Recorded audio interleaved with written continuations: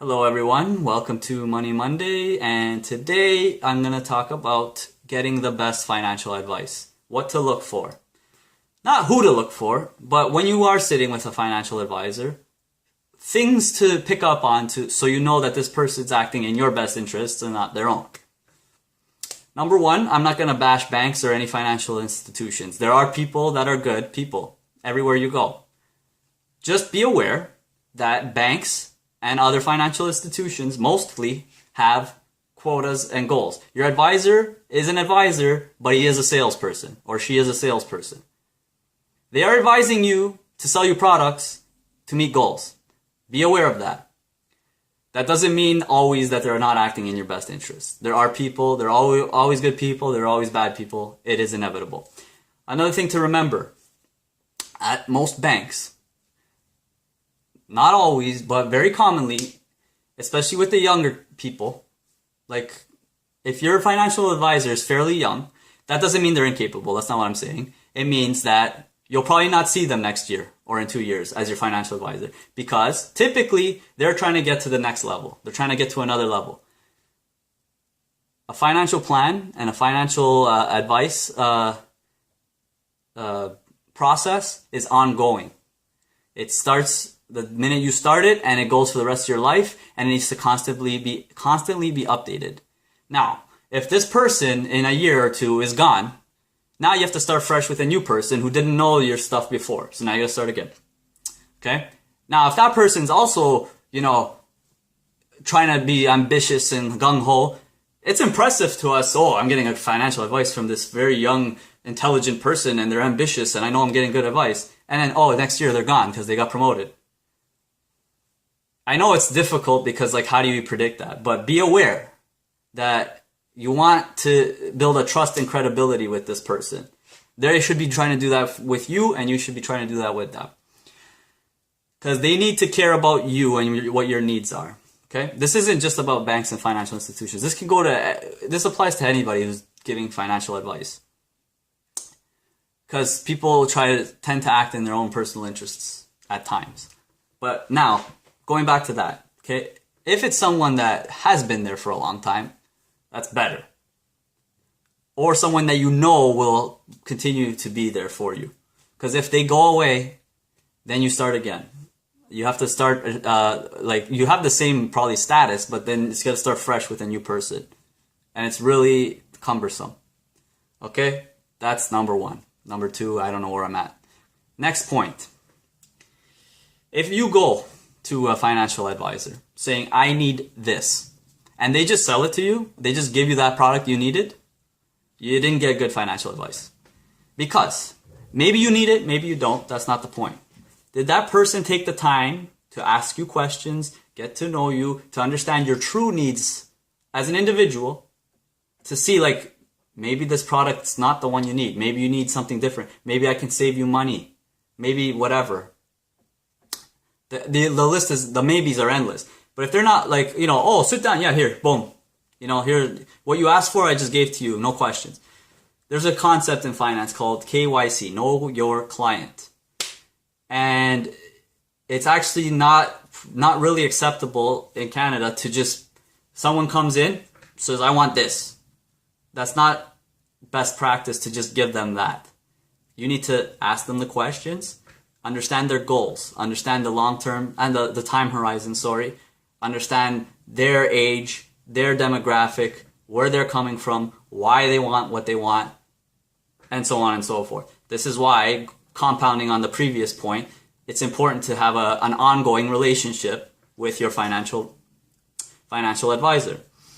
So if they just offer you the product that you asked for without any questions or sit down or anything like that, then, and you got to give them a chance to do this too. You can't just be like, I just wanted to. You need to let them do this process. Okay? So, they're asking you the questions, that's good. They're making sure that this is the right product for you, that's good. They may recommend something that might help you. Be wary though.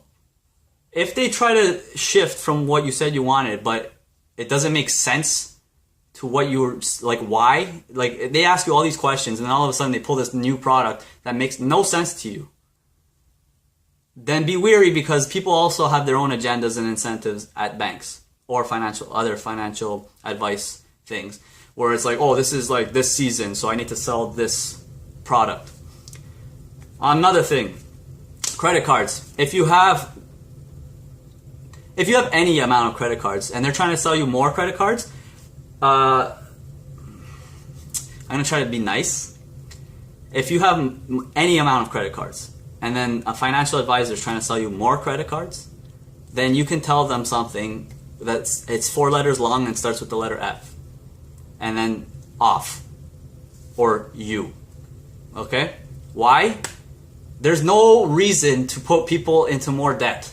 It makes no sense. Unless they're trying to upgrade your credit card to give you more incentive bonuses and points, then just be aware that you're going to pay out of your pocket for the yearly fees. Okay? I am against selling credit cards. If you don't have any credit card, that's different. You need a credit card to get in the at least building credit. Now, on top of that, if they do sell you a credit card, please make them explain how to use it properly.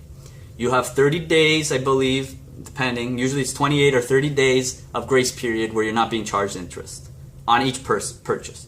Okay? Pay it off within the 30 days, please. Do not put on your credit card more than you can pay for. Okay? You don't want to be paying 20% plus interest on something. Okay? If you're in the thing like, if it's going to be a larger purchase, I'm talking about like $5,000, $10,000 or more, appliances, etc. Explore line of credit at least, because it's a lower interest rate than a credit card. Okay? What else? I think that's it, mainly. Just in terms of any specific products, going back to my previous video, you have the house, the foundation, the debt, the this and the that, the debt, the savings, and the estate planning. The estate planning, they can't really, it's more of a lawyer thing. But the other things, if they're not taking care of these things properly, question their integrity as an advisor. Because in my observation, a lot of financial institution hired advisors, financial advisors, not all, but many, just like it's like they're being fed with a spoon from the bank and the managers, and this is what you got to do, and then they just puppets, so to speak. Just, this is what I got to do. It's my job, right? They don't understand. They don't fully grasp what it means to be a financial advisor.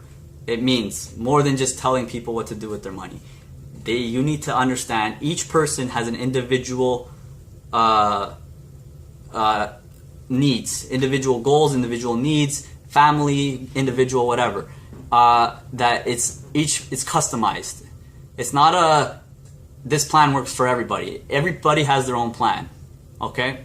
So they need to be constantly in touch with you. They need to see how things are doing, and it's also your responsibility to keep them updated if major changes happen in your family. And I'm going to leave it at that. So make sure that they're not just pushing products on you. Understand that they have goals. Understand that if they're trying to give you credit cards more than the fact that you already have some credit cards, then they're probably idiots. Trying to push unnecessary products on you, especially ones that make you go into debt. Those are no good. Trying to give you products without fully knowing you is another thing. And be aware that if they're young, chances are they're not going to be there for very long, because they're going to go and try to promote and move into other areas of banking. And then you're left high and dry, and you have to start again with a new financial advisor. There it is. That is what to look for when you're getting financial advice. Thanks for watching. Let's keep growing together. Please comment, like, subscribe. Let me know if there's any questions about money or any other things that I talk about. And have a great day.